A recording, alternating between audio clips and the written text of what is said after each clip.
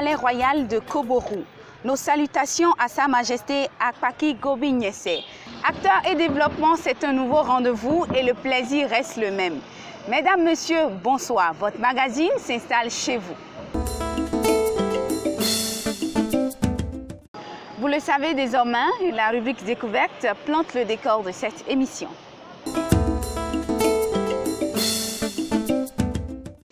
Sur votre émission Acteurs et développement de ce jour, nous nous intéressons au consortium Bani, piloté par 4 grandes structures de la place. Pour mieux en parler, nous recevons sur ce plateau Madame Viviane Tamar. Elle est la présidente de l'Union des femmes élue conseillère dans 3 départements du Bénin.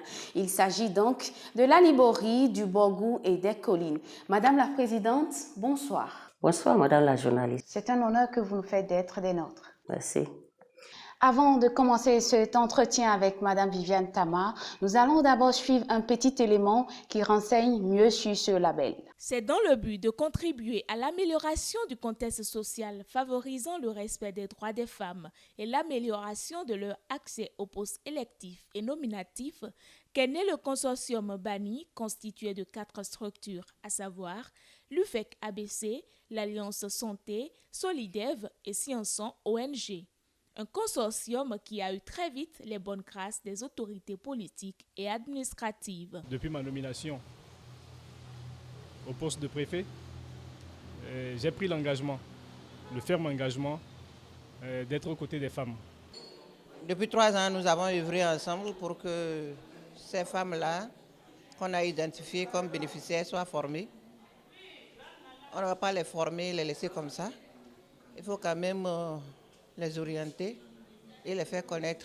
Nous allons essayer, et fort de la position qui est la nôtre aujourd'hui, de nous joindre aux femmes pour faire connaître ce répertoire, déjà au niveau des différents partenaires techniques et financiers, et également plaider en leur faveur au niveau des instances politiques pour que cette promotion de la femme puisse les jours à venir être une réalité.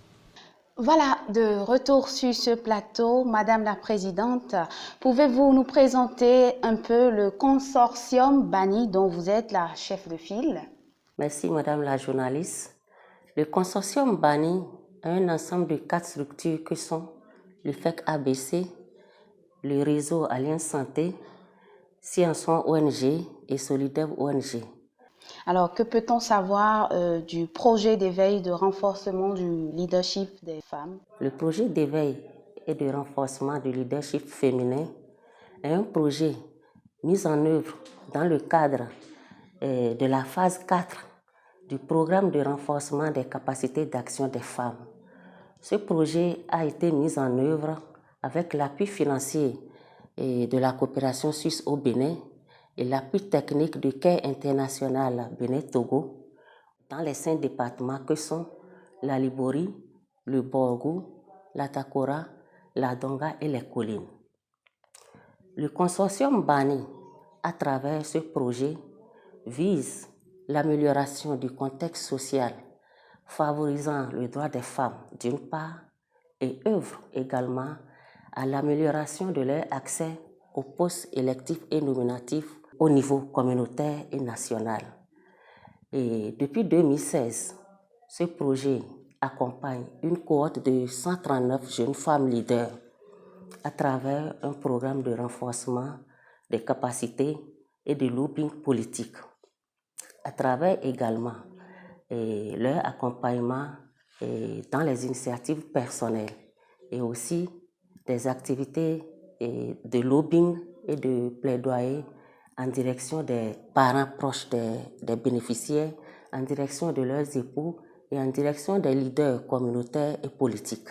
Alors, à l'heure actuelle, quel est l'impact de ce projet en ce qui concerne la représentativité des femmes dans les instances de prise de décision?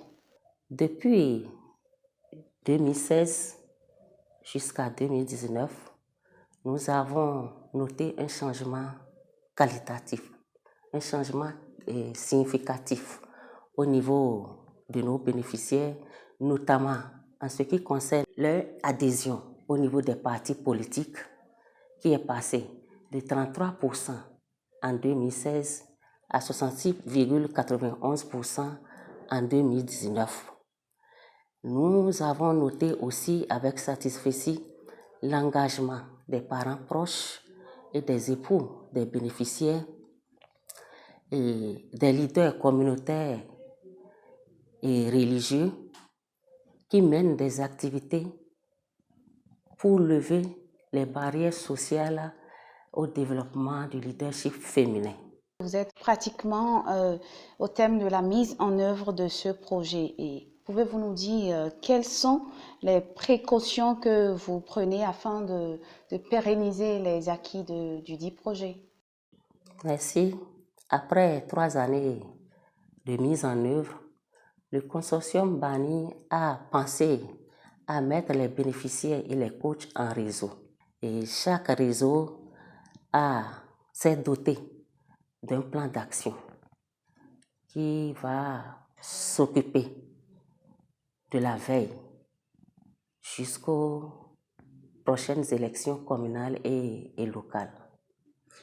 Il faut rappeler que vous ne travaillez pas seul, vous avez des partenaires techniques et financiers qui vous accompagnent. C'est le moment pour vous de leur dire un mot. C'est l'occasion pour moi de remercier sincèrement nos partenaires qui depuis 3 ans nous ont accompagnés dans la mise en œuvre de ce projet. Il s'agit de la coopération suisse, notre partenaire de tous les jours, notre partenaire privilégié, notre partenaire financier, et le Care International Bénin Togo qui nous a également accompagnés techniquement. Et à travers ce plateau, au nom de toutes les bénéficiaires de ce projet et à mon nom personnel, je leur adresse un sincère remerciement. Voilà, c'est sur ces mots de remerciement que s'achève cette découverte du jour. Merci Madame la Présidente de nous avoir accordé de votre temps. Merci beaucoup, c'est moi qui vous remercie. Voilà, amis téléspectateurs, je profite pour rappeler à tous ceux qui nous suivent et qui ont envie de nous amener dans leur univers, dans l'univers de leurs activités, que c'est bel et bien possible. Vous êtes une ONG, un projet, un programme, une collectivité locale ou une association de développement. Cette émission est la vôtre. Alors, rejoignez-nous. À présent, apprenons un peu plus de l'actualité de développement dans nos communes. Rosalie Tchala se fait l'agréable devoir de nous y amener. Avec l'association Carité Bénin AKB, les pépiniéristes des départements du Borgou, de la Liborie et des Collines ont suivi pendant 3 jours à Ndali une formation sur les techniques de greffage de l'espèce Carité.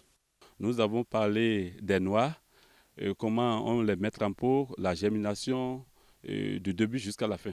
Ils nous ont aussi formés sur le système de greffage. Parce que là, présentement, nous sommes sur le site, nous sommes en train de faire les travaux pratiques. L'arbre met beaucoup de temps dans la nature pour entrer en fructification, entre 15 et 20 ans. C'est pour cela que nous sommes en train d'apprendre les techniques pour permettre de réduire le temps d'entrée en fructification et de favoriser donc la plantation de l'espèce. Dans le cadre du projet d'éveil et de renforcement du leadership féminin PELF, le consortium Bani, grâce à l'appui financier et technique de la coopération suisse et de Care International Bénin Togo, met à la disposition des autorités politiques et administratives du Borgou et de la Liborie le répertoire des femmes compétentes du Bénin. Une cérémonie officielle de présentation de ce répertoire a lieu à Parakou.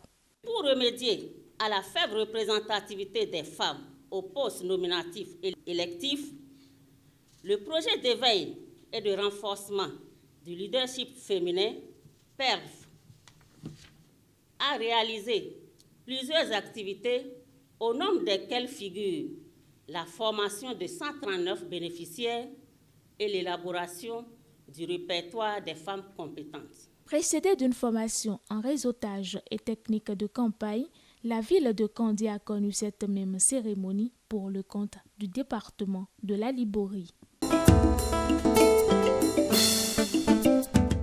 Sur financement de l'Union européenne à travers le repas SOC, Le projet de création, de production et de diffusion d'une pièce théâtrale retraçant la résistance coloniale de Bioguera, mise en œuvre par l'Association des jeunes pour la promotion de l'éducation et de la culture, AGEPEC, a connu son lancement officiel dans la commune de Ndali. 23 comédiens, dont 8 femmes, seront bénéficiaires de cette formation.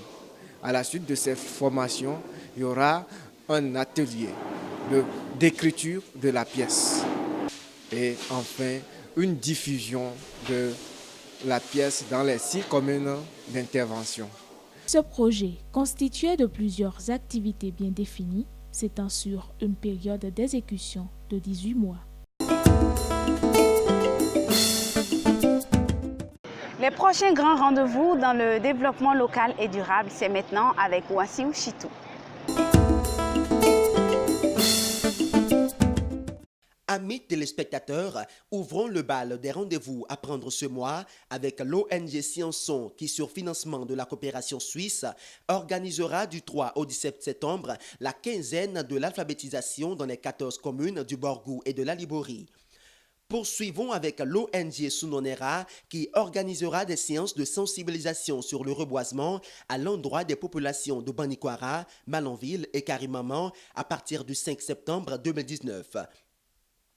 Toujours durant le mois de septembre, l'Union des femmes et le conseillère UFEC ABC fera un plaidoyer en direction de l'Assemblée nationale et des personnes influentes de la République.